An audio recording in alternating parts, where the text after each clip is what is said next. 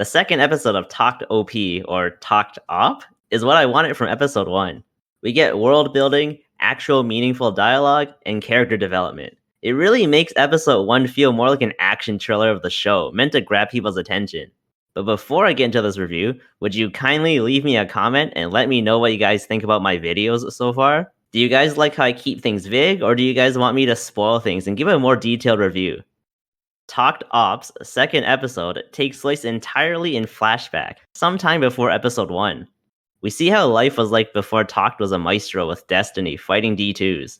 He's basically an emo piano weeb who won't leave the house and just plays piano 24/7.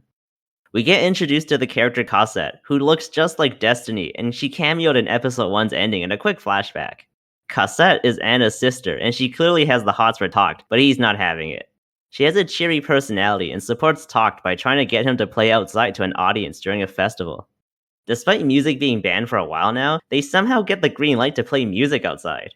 Maybe I missed it, but it wasn't really explained all that well. Anyways, after some bickering, Takt and Cosette finally play piano at the festival, and things are good. That is until a D2 shows up and ruins the party for everyone.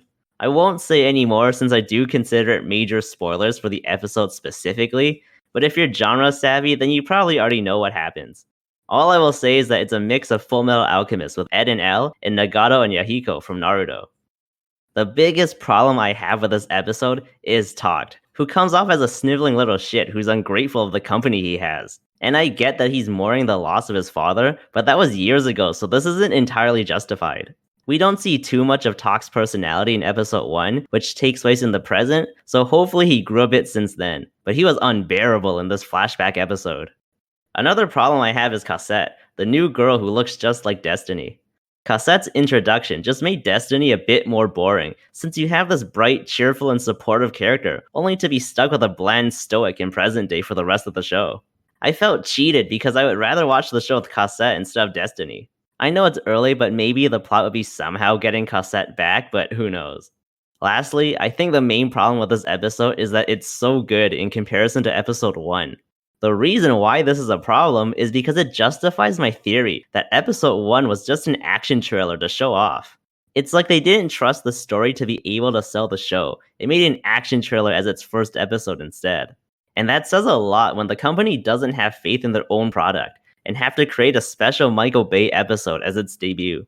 Think about it. Episode 1 was completely pointless when you factor in how episode 2 starts, and how it's paced with its details on the world and the characters being revealed, compared to the non-stop action and pointless dialogue in episode 1. Even the way the episode starts, and how it seamlessly transitions to the opening. It just felt like this was the true first episode. In summation, this week's episode is good, if not a bit slow. They do drag a bit with Takt being an asshole and stalling the festival with pointless scenes, but it's nowhere near as bad as last week. Go check it out and let me know what you think in the comments.